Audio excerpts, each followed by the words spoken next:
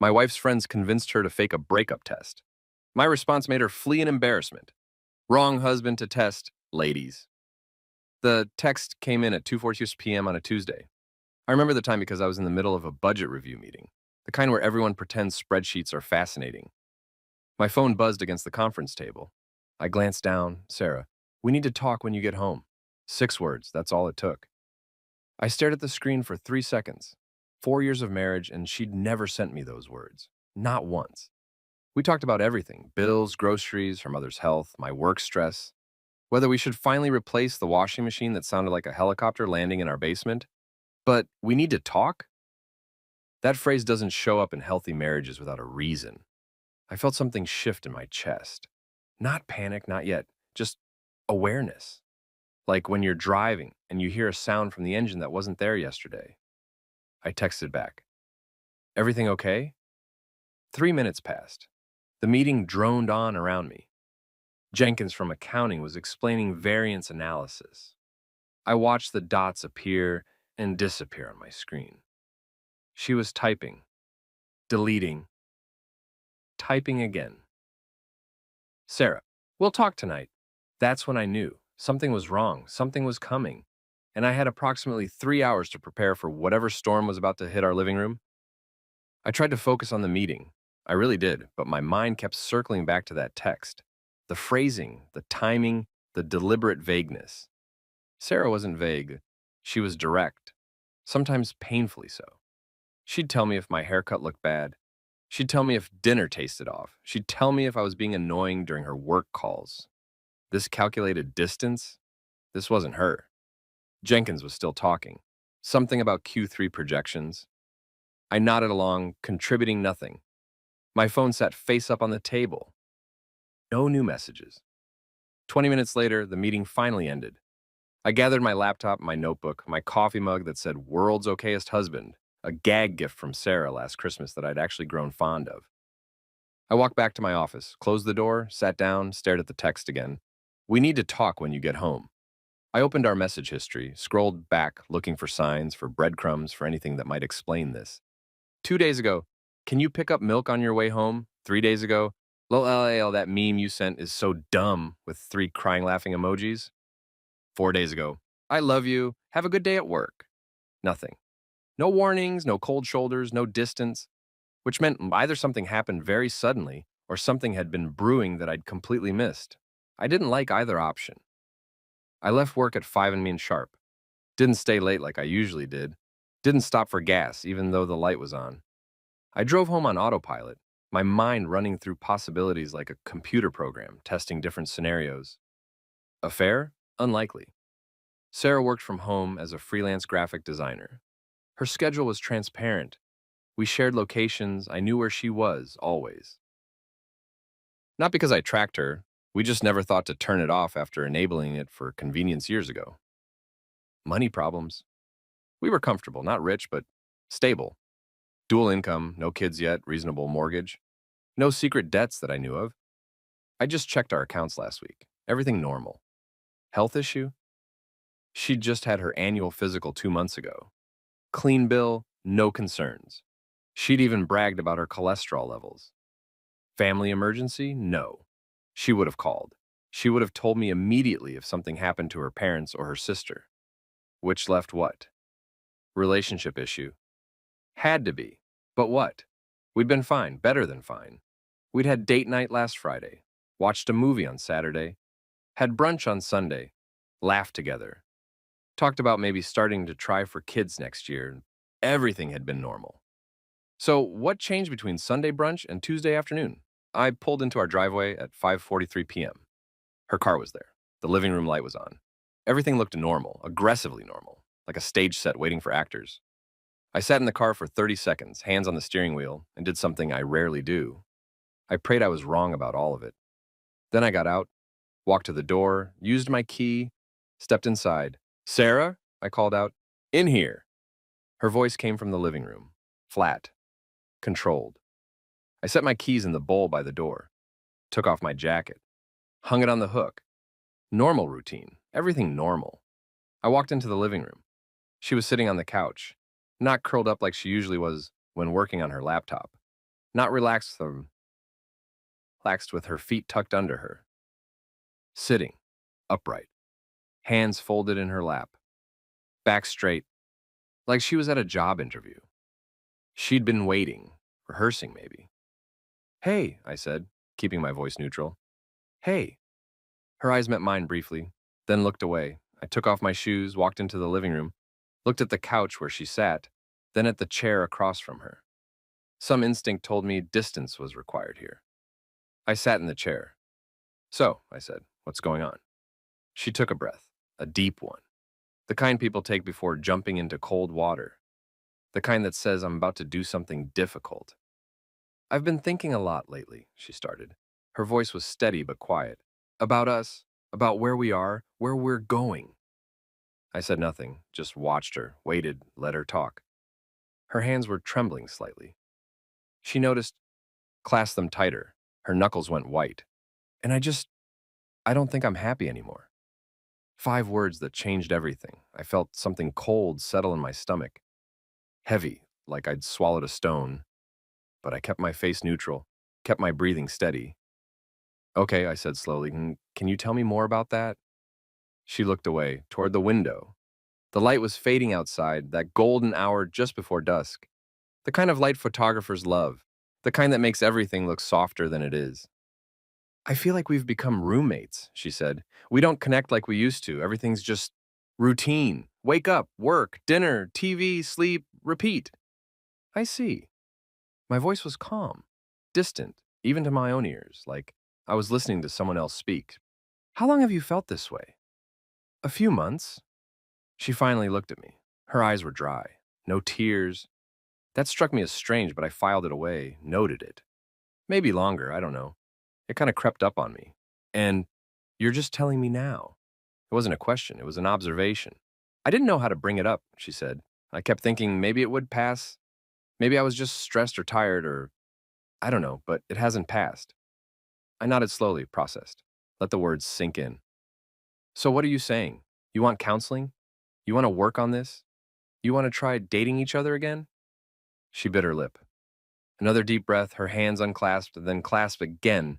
She was nervous, really nervous. I think I need space, time apart, to figure out what I want.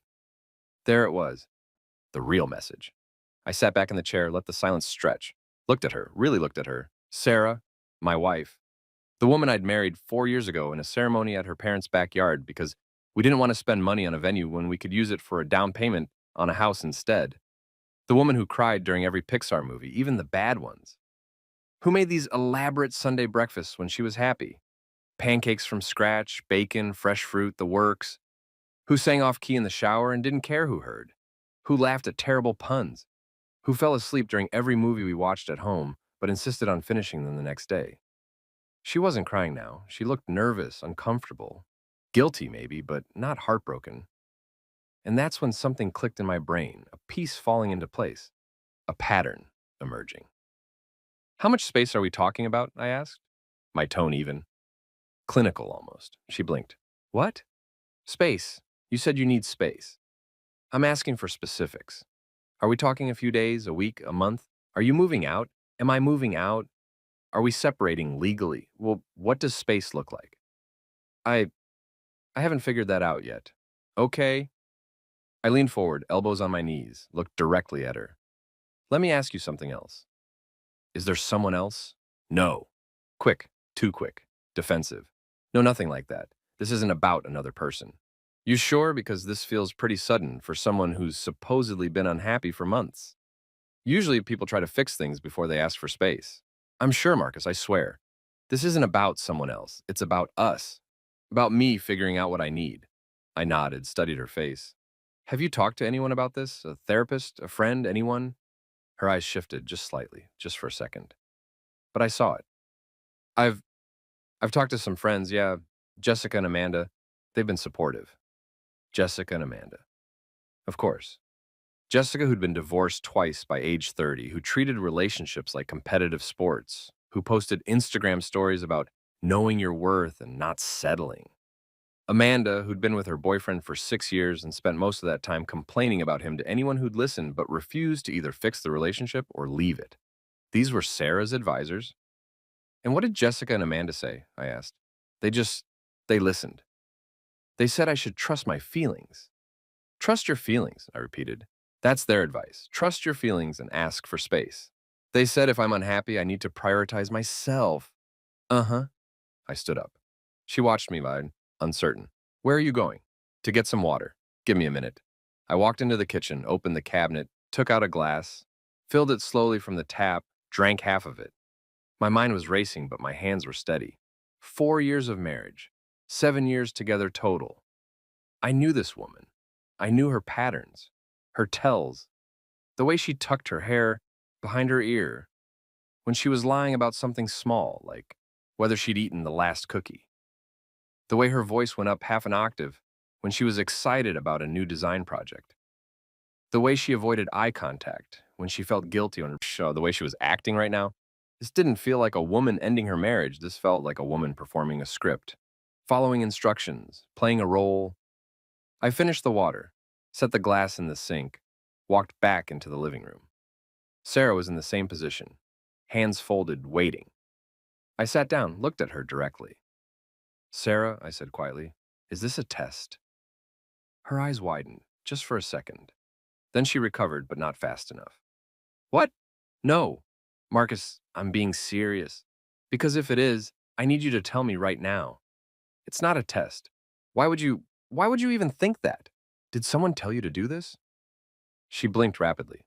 No one told me to do anything. Your friends? Silence. I watched her. She looked away, toward the window again, anywhere but at me. Sarah, I don't know what you're talking about, she said, but her voice was weaker now. Did Jessica and Amanda tell you to test me? To fake a breakup and see how I'd react? That's ridiculous. Is it? I stood up, walked to the mantel, picked up the framed photo of us from our wedding day. We looked so young, so happy, so certain. Because here's what I think is happening. I think someone, probably Jessica, because this feels like her energy, told you about some TikTok trend or Reddit post about testing your partner's loyalty. You fake a breakup. See if he fights for you. See if he begs. See if he gets angry. See if he cries.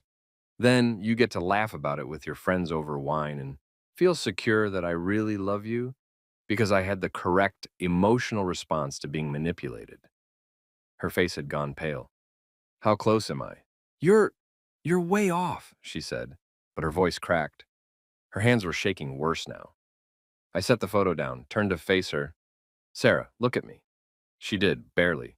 Her eyes were starting to water now, but not from sadness, from stress, from being caught. I'm going to ask you one more time, and I need you to answer honestly. Is this real or is this a test? She stared at me for 5 seconds, 10, 15. Her jaw was tight. Her breathing was shallow. I could see her mind working, calculating, deciding whether to double down or admit it. Finally, so quietly I almost didn't hear it. It was just supposed to be, but it was just to see. I nodded slowly. And there it is. She stood up fast. Marcus, it's not what you think. Then what is it? Jessica and Amanda were talking about this thing they saw online, and they said it was a good way to see how your partner really feels. And I wanted to know if you'd fight for me, okay? If you'd care enough to what? My voice was sharp now. Controlled, but sharp, like a scalpel. To beg and to cry? To chase you around the living room, proclaiming my undying love? To prove myself to you like I'm auditioning for the role of your husband? To show emotion, she snapped back. Her voice rose. You're always so calm about everything, so logical, so measured. Sometimes I don't even know if you care. You just accept everything. You never fight for anything. So you thought you'd manipulate me to find out. It's not manipulation. What else would you call it? I kept my voice level, even, but I took a step closer. Not aggressive, just present. You just told me you were unhappy in our marriage. You said you needed space. You let me sit here thinking my wife was leaving me. You sent me that text at work, which, by the way, ruined my entire afternoon. I sat in meetings thinking my marriage was falling apart, wondering what I'd done wrong, trying to figure out how I'd missed the signs. And for what? Entertainment? Validation? Proof that I care about you. I'm sorry. Are you? I looked at her directly. Because I need to understand something, Sarah. Did it occur to you even for a second that this might backfire? That I might not play along with whatever script your friends gave you? She wrapped her arms around herself. Defensive posture. I thought you'd just, I don't know. I thought you'd tell me you love me and that we'd work through it and that would be the end of it. And we couldn't have that conversation without the manipulation. We couldn't just have an honest discussion about feeling disconnected or wanting more romance or whatever the actual issue is. If there even is one, it wasn't supposed to be, but it was. I cut her off. You had your friends coach you. You rehearsed this. You sent me that text at work specifically to make me anxious all afternoon. You sat here waiting for me, playing the role of unhappy wife, all so you could see if I'd perform for you. Do I have that right? Tears were falling now, real ones. I'm sorry, Marcus, I really am. I didn't think, no, you didn't think, that's the problem. I walked back to the chair, sat down. You didn't think about how this would make me feel. You didn't think about the trust you were breaking. You didn't think about what it means to deliberately lie to your spouse for the sake of social validation. You just followed your friend's advice like a teenager trying to get likes on social media. That landed hard. I could see it in her face. The realization, the shame. Who else knows? What? Who else knows about this little experiment? Jessica and Amanda, who else? She hesitated. Sarah, just them. And maybe Chloe. They were going to ask me how it went tonight. I laughed. Actually laughed. It came out harsh and bitter, foreign in my own mouth. Fantastic. So you were planning to go debrief with your friends about how your husband reacted to being emotionally manipulated. That's wonderful. That's just perfect. It sounds worse when you say it like that. Because it is worse. I leaned forward. Do you understand what you've done? Do you understand the breach of trust this represents? She was crying harder now. I made a mistake. You didn't make a mistake. You made a choice. My voice was cold now, colder than I'd ever heard it.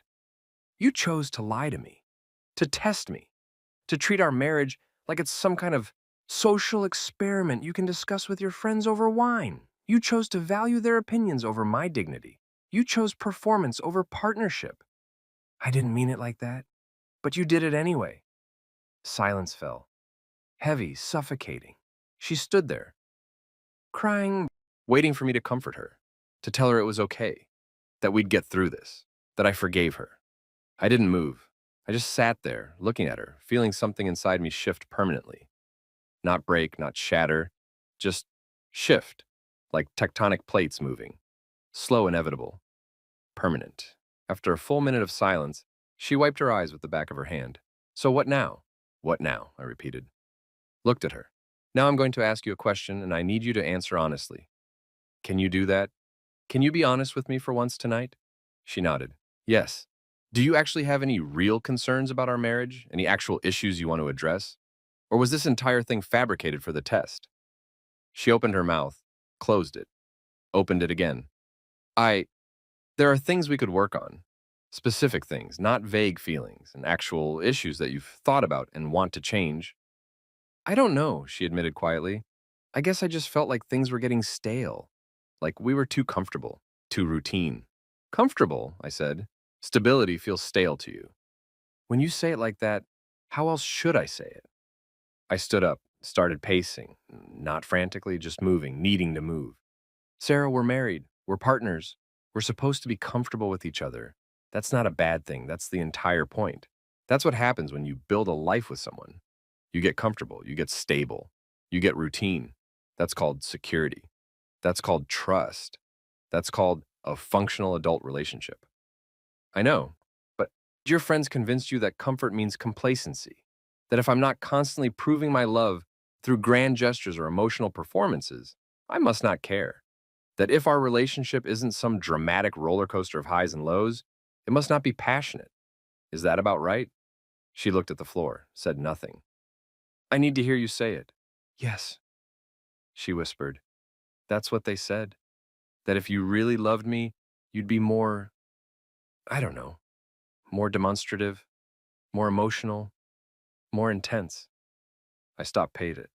And instead of talking to me about feeling taken for granted or wanting more romance or whatever the actual issue was, instead of having a real conversation with your actual husband, you decided to blow up our entire evening with a fake breakup to see if I'd perform on command. Do I have that correct? Yes. Okay. I walked to the door, picked up my keys. Her head snapped up. What? Where are you going?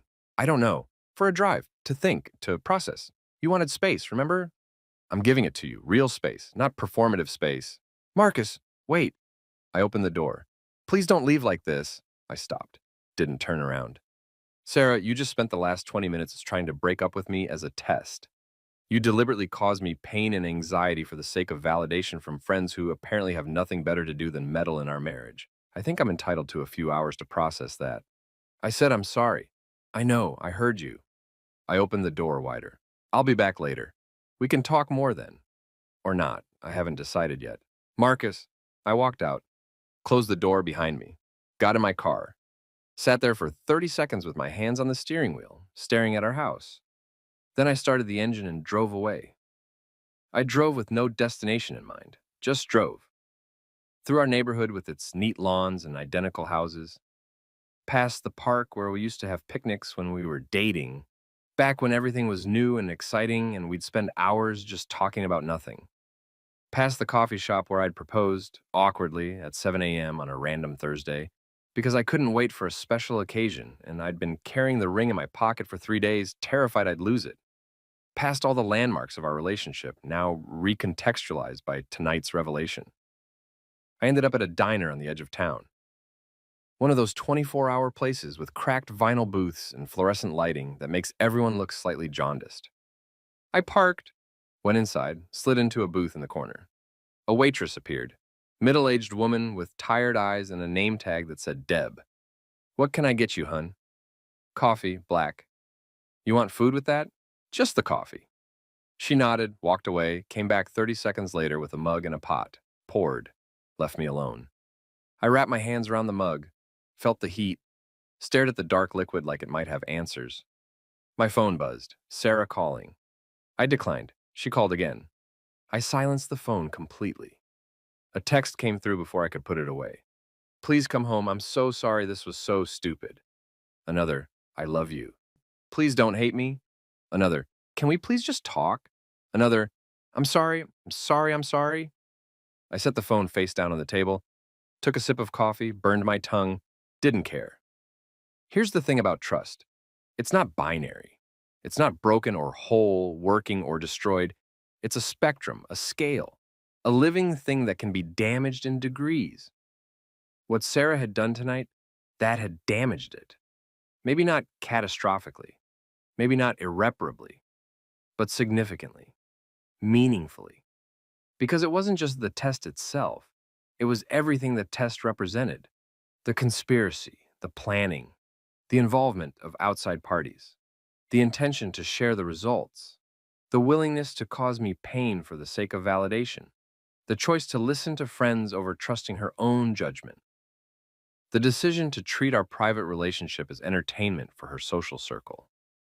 That's what stung, not the test, the context of the test. Our marriage, our private partnership, had become a topic of discussion, a project, a performance piece, something to be analyzed and evaluated and reported on. And the worst part? She'd thought I'd just go along with it, that I'd react predictably, that she could manipulate my emotions and then laugh it off, that I'd be hurt or angry or desperate, and she'd get to feel validated and then everything would go back to normal. She'd underestimated me, completely. She'd assumed I was controllable, predictable, manageable. She'd been wrong. I sat in that diner for 2 hours, drinking coffee, thinking, watching other customers come and go, a trucker getting pie at the counter. A young couple, clearly on a date, laughing too loud, trying too hard. An elderly man reading a newspaper, taking his time with every page. Normal people living normal lives. Not playing games, not testing each other, just existing. At 9:30 p.m., I paid for the coffee. Left a $20 tip because Deb had refilled my mug 6 times without asking questions. Got back in my car, drove home. It was 9:47 p.m. when I pulled into the driveway. The house was lit up, every light on. Sarah was awake, waiting. I sat in the car for a minute, prepared myself, then got out. Walked to the door, used my key, went inside. She was on the couch. Same spot as before, surrounded by tissues, eyes red and swollen. She looked up when I entered. "Marcus," I held up a hand. "Let me talk first." She nodded, closed her mouth, waited. I took off my jacket, hung it up, walked into the living room, sat in the same chair as before. "I've been thinking," I said, "about what happened tonight, about what it means, about where we go from here." She watched me, silent, barely breathing. "And I need you to understand something. This isn't about the test itself. It's about what the test represents." "Okay," she whispered. "It represents a lack of trust, a lack of communication, a willingness to prioritize your friend's opinions over our relationship's privacy, a willingness to cause me pain for the sake of validation. Those are serious problems, Sarah. Those are relationship-threatening problems." She nodded, new tears falling. "I'm not done." My voice was firm, controlled.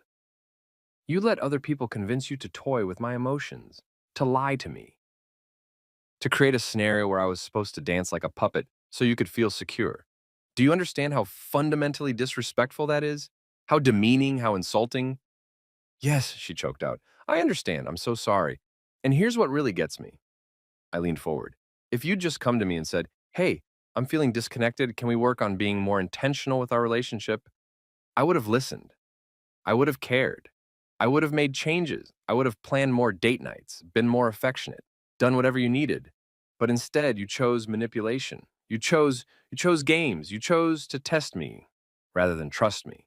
She was sobbing now. Full body sobs. "I don't know what I was thinking." "You weren't thinking, that's the problem.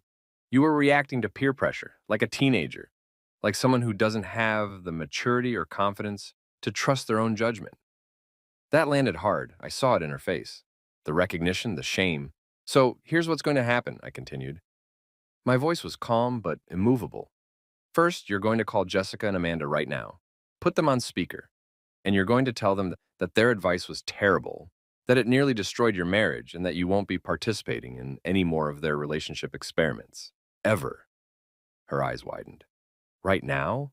Right now. Marcus, non-negotiable. If you want to fix this, that's step one. You make those calls, you shut down that toxic influence, and you establish that our marriage is not a group project." She stared at me for a long moment, processing. Then, slowly, she picked up her phone. She called Jessica first. Put it on speaker, set the phone on the coffee table between us. 3 rings, then, "Hey, girl." Jessica's voice was bright, eager, excited. "So, how'd it go? Did he freak out? Did he cry? I bet he cried." Sarah's voice was small, broken. "It didn't go well, Jess." "Wait, what? He didn't fight for you? What did he do?" "He figured it out. He knew it was a test." Silence on the other end. Then, slowly, "Oh, shit." "Yeah." Sarah glanced at me. I nodded for her to continue.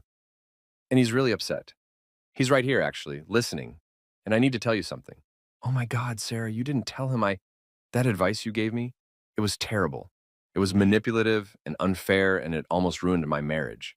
I never should have listened to you." More silence, then defensively. "We were just trying to help you find out if he really cares. He does care. He shows it every day.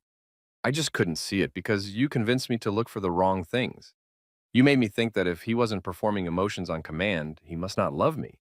And that's garbage. That's toxic garbage." "Sarah, that's not fair. We were just—" "It's completely fair." Sarah's voice was stronger now, angry. "You encouraged me to play games with my husband, to manipulate him, to test him like he's some kind of entertainment. And I'm done with that.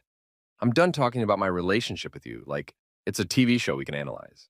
I'm done letting you convince me that stability is boring and comfort is bad. I'm done. Are you seriously choosing him over your friends right now? I'm choosing my marriage over drama. There's a difference. And if you can't see that, then maybe we need some space." I felt something in my chest. Pride, maybe? Sarah was finding her spine. "Whatever," Jessica said. Cold now. "Hurt. Call me when you come to your senses." The line went dead. Sarah looked at me. Amanda next? Amanda next. She called Amanda. Same routine, speaker on, phone on the table. Amanda answered on the first ring. Sarah, oh my God, tell me everything. How did it go? Was Jessica right? Did he totally melt down? He didn't melt down, Amanda. He figured it out. And he's really hurt. Wait, he figured it out? How? Because he knows me, and he knew I was lying, and now I've broken his trust and I don't know if I can fix it. Okay, but like, if he really loved you, wouldn't he have fought for you anyway? Isn't that the whole point? Sarah looked at me. I kept my expression neutral. This was her conversation. No, Sarah said firmly. Like, that's not the point. The point is that I should trust him enough not to need a test. The point is that manipulation is wrong. The point is that I hurt someone I love because you and Jessica convinced me that games are okay, and they're not. I mean, you were suggesting I disrespect my husband for your entertainment. That's what you were doing.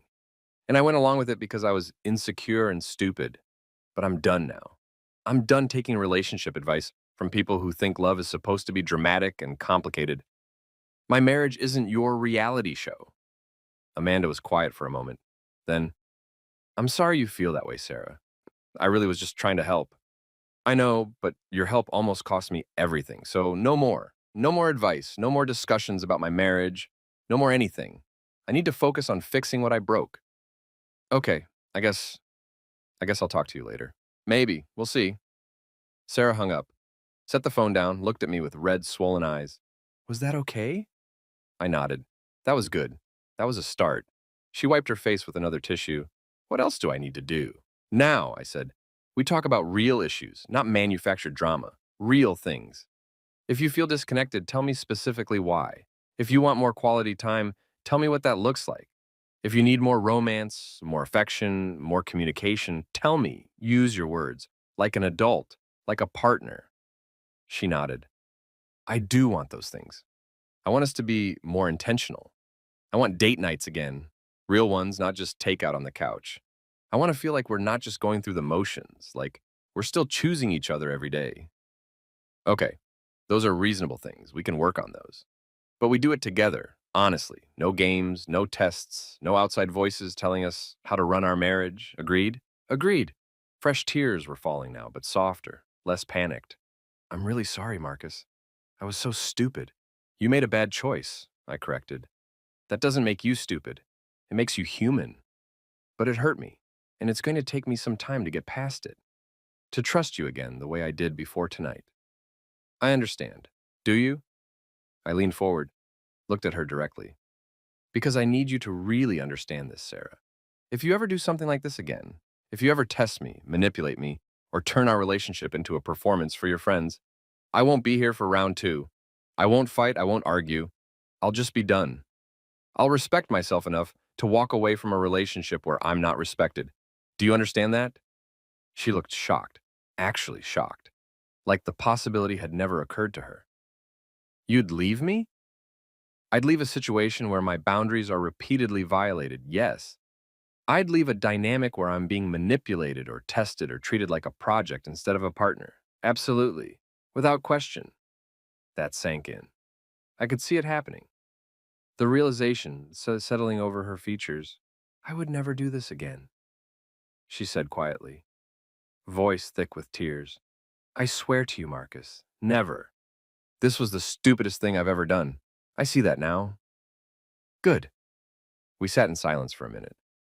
The house was quiet, just the sound of the refrigerator humming in the kitchen, the distant bark of a dog outside, normal sounds, regular life sounds. Finally, she asked, can you forgive me? Eventually, I said, not tonight. Tonight I'm still angry, still disappointed, still processing, but eventually, yes. If you prove to me that you've learned from this, if you show me through actions, not just words. How do I do that? By being honest, by communicating directly with me instead of through third parties, by treating me like a partner instead of a project, by respecting our privacy. I stood up. I'm going to sleep in the guest room tonight. Marcus, I need space, the real kind. Not the fake kind you tried to test me with, just for tonight. To clear my head, to process everything that happened. Is that okay with you? She nodded miserably. Okay. I walked on toward the hallway, stopped at the doorway, turned back. For what it's worth, I said, you didn't need to test me to know I love you. I show you every day. Maybe not in dramatic ways, maybe not in the ways your friends told you to look for, but I show you. She looked up at me, waiting. I work hard so we're financially secure. I support your career even when it means eating dinner alone, because you're on a deadline. I listen when you talk about your projects, even when I don't understand design terminology. I do the dishes without being asked. I bring you coffee in the morning. I hold you when you're stressed. I'm here. I've always been here consistently, reliably, quietly. But I'm not a performing monkey. I'm your husband. And if quiet, steady love isn't enough for you, if you need constant drama and emotional performances to feel secure, then maybe we do need to have a bigger conversation about compatibility. I left her sitting there, walked to the guest room, closed the door, sat on the bed in the dark, and finally let myself feel it. All of it. The anger, the hurt, the betrayal. Not from infidelity, not from anything big or obvious, from something smaller, but somehow worse. From being treated like I was predictable, controllable, testable, like a lab rat in someone's experiment. From having my emotions used as entertainment. From not being enough, exactly as I was. I didn't sleep much that night, just lay there in the guest room bed, staring at the ceiling, thinking about trust, about marriage, about what happens when outside voices get too loud and drown out the partnership, about whether this was fixable, whether we could come back from this, whether Sarah understood the gravity of what she'd done, or if she was just sorry she got caught, about whether I could forgive her, really forgive her, not just say the words, but actually let it go. I didn't know yet. Around 3 a.m., I heard footsteps in the hallway, soft, hesitant. They stopped outside the guest room door. A long pause. Then the footsteps retreated. She'd wanted to come in, to talk, to apologize, again, but she'd respected the boundary I'd set. That was something, small, but something. Next morning, I woke up to the smell of coffee, bacon, eggs, Sarah's Sunday breakfast ritual on a Wednesday. I came downstairs. She was at the stove, looking exhausted. Hair in a messy bun. No makeup. Eyes still swollen from crying. She glanced up when I entered. "Morning," she said quietly. "Morning." She plated food, brought it to the table, set it in front of me. Eggs scrambled with cheese the way I liked them. Bacon crispy, toast with butter, hash browns with onions. My exact favorite combination. "I know this doesn't fix anything," she said, "but I wanted to do something to show you, I don't know, that I'm trying." I looked at the plate, then at her. "Thank you." We ate in silence. Not comfortable silence, not hostile either, just heavy, weighted with everything unsaid. Halfway through, she spoke. "I called my therapist this morning, Dr. Morrison, made an appointment for next week." I looked up. Yeah, yeah.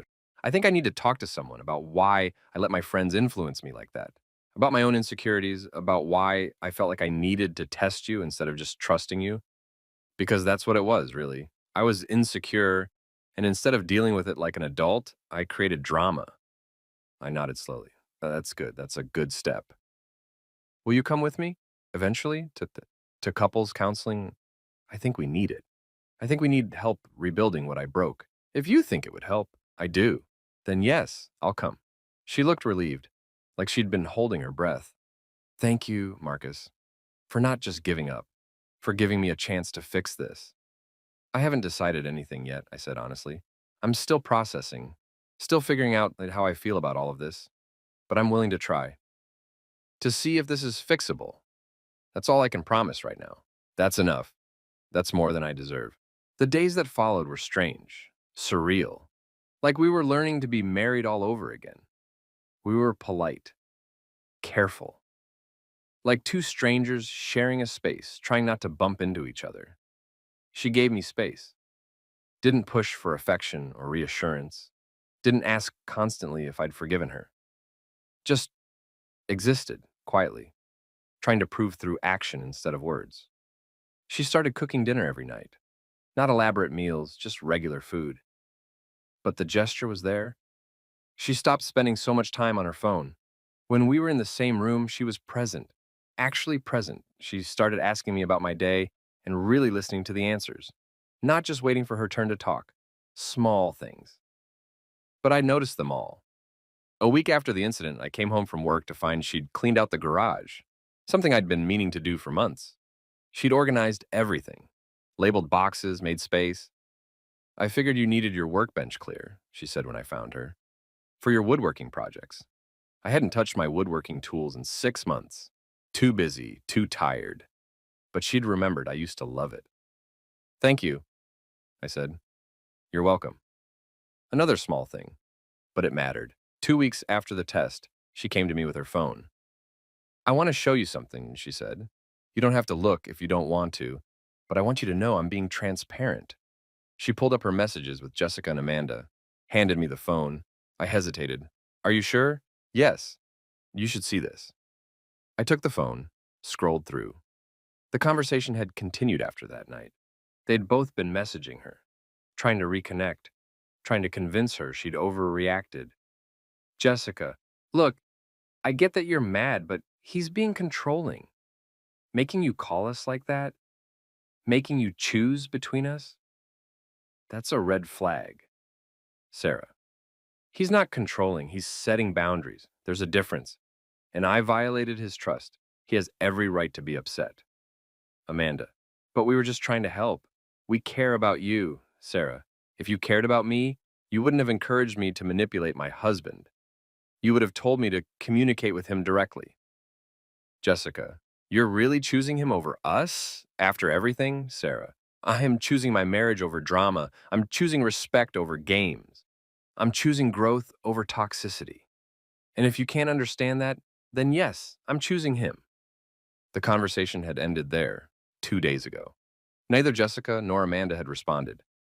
I handed the phone back. You cut them off. I did. They weren't good friends. I see that now. They were, I don't know. They fed on drama, on chaos, on tearing people down instead of building them up. I don't need that in my life. I'm sorry you lost friends over this. I'm not. They were toxic. I just couldn't see it because I'd known them for so long. But you were right. They convinced me that stability was boring. That if you weren't constantly proving yourself, you didn't care. And that's such bullshit. I almost smiled. Language. I mean it. It's complete bullshit. You prove you love me every single day. You just do it quietly. And I'm sorry it took me almost losing you to realize that. 3 weeks after the test, we had our first couples counseling session. The therapist was a middle-aged woman named Dr. Patel. Warm, but direct. The kind of person who doesn't let you hide behind deflection or excuses. Her office was small, comfortable. 2 couches facing each other with a chair in between where she sat. Bookshelves lined with psychology texts. A diffuser in the corner making the room smell like lavender. She asked us to sit. We did. On opposite couches. Maintaining distance. So, Dr. Patel said, folding her hands in her lap, why don't you tell me why you're here? Sarah and I looked at each other. She gestured for me to go first. We're here because my wife tested me, I said. She faked wanting to end our marriage to see how I'd react. And it broke something between us. We're trying to figure out if we can fix it. Dr. Patel nodded, looked at Sarah. Is that accurate? Yes, Sarah said quietly. That's exactly what happened. I listened to bad advice from friends and I hurt him, and now I'm trying to make it right. Okay, let's start there. Sarah, can you tell me more about why you felt you needed to test your husband? Sarah took a breath. I was feeling insecure, like we'd fallen into a routine, like he didn't, I don't know, like he didn't feel things as deeply as I did. He's very calm, very logical. And sometimes I interpreted that as not caring. And rather than discussing these feelings with him directly, you staged a fake breakup. Yes. Why? Because, Sarah paused, thought, because I didn't think he'd give me a real answer. I thought he'd just say everything was fine, and I'd still feel uncertain. I thought if I tested him, I'd see his real emotions, his real feelings. And did you? Yes, but not the ones I expected. Dr. Patel turned to me. What did she see, Marcus? She saw boundaries, I said. She saw self-respect. She saw someone who won't be manipulated, even by someone he loves. And how did that make you feel, Sarah? Ashamed, Sarah said immediately, tears in her eyes. Ashamed and stupid and terrified that I destroyed the best thing in my life over something so ridiculous. Dr. Patel nodded, wrote something in her notebook.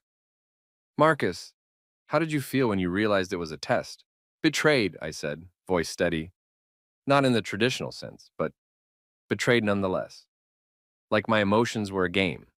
Like our private relationship was entertainment for other people. Like I wasn't seen as a full person, just a character in someone else's story that they could manipulate and then laugh about. That's very insightful, Dr. Patel said. You felt objectified. Yes, exactly. She looked at Sarah. Do you understand what he means? Sarah nodded, wiping her eyes. I do now. I treated him like an object, like someone I could control and manipulate for my own validation. It was selfish and cruel, and I hate that I did it. But you recognize it now. Yes, that's important. Growth comes from awareness. The question now is, what are you going to do differently moving forward? We spent the next 45 minutes talking, really talking, about communication, about vulnerability, and about expressing needs directly instead of creating tests or games to get them met. Dr. Patel asked hard questions. To Sarah, what makes you feel loved? Quality time, physical affection, words of affirmation. And have you communicated that to Marcus? Not explicitly. I just assumed he knew. Assumption is the enemy of communication. You need to use your words. To me, what makes you feel loved? I thought about it. Acts of service, respect for my time and boundaries, trust.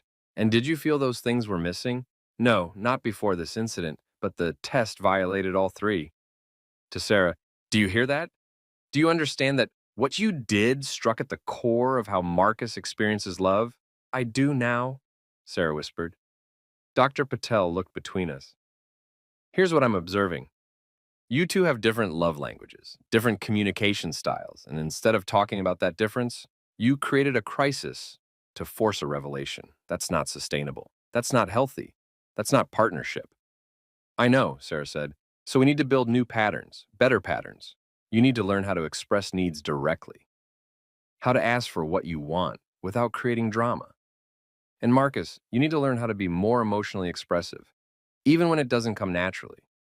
Not because you should have to perform, but because your partner needs to see your emotions sometimes to feel secure. Can you both do that? We both nodded. Good. Then that's what we'll work on. We left the session drained but hopeful. Drove home in silence. Not uncomfortable silence, just thoughtful. That night, Sarah came to me while I was reading in bed, the guest room bed. I'd been sleeping there for 3 weeks. Can we talk? She got on. Sure. She sat on the edge of the bed. Dr. Patel was right. I need to be more direct, so I'm going to be direct now.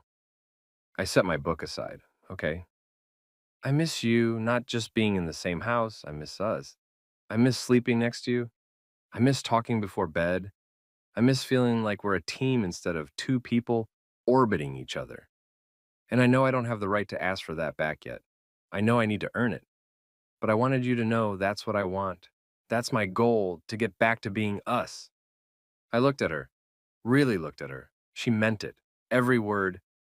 I miss that too, I admitted. But I'm not ready yet. I'm still processing, still healing. I understand. I just wanted you to know. Thank you for telling me. She stood, started to leave, stopped at the door. Marcus? Yeah. I love you, and I'm going to spend every day proving that I learned from this, that I'm different now, that I'm worth trusting again. I love you too, Sarah. That's why I'm still here. That's why I'm trying. She smiled, small, sad, but real. Then she left, closing the door softly behind her. 4 weeks after the test, something shifted. I came home from work to find candles on the dining table. 2 place settings. Wine. Music playing softly from the speaker in the living room. Sarah appeared from the kitchen. I made dinner, nothing fancy, just pasta, but I wanted to do something nice. I looked at the setup, at her. What's the occasion? No occasion. I just thought we could have a date night. At home, no pressure, no expectations, just us. I set down my briefcase. Okay. We ate, we talked about work, about nothing, about everything. It felt normal. For the first time in a month, it felt normal.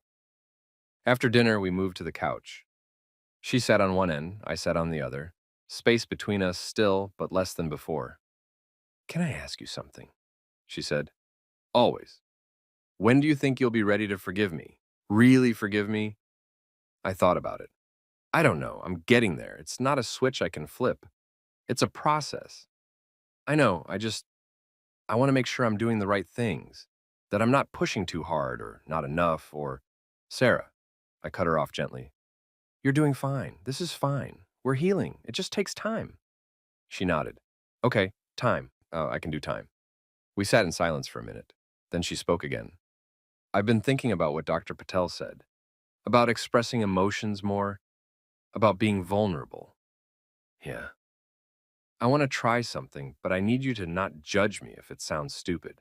I won't judge. She took a breath. I want to tell you why I really did it.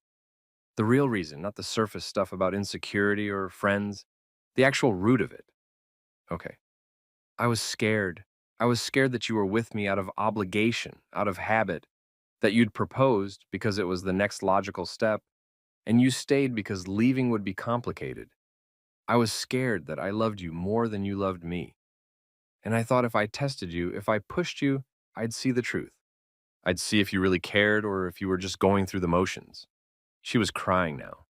And when you figured it out, when you didn't beg or plead or fall apart, I thought I'd been right.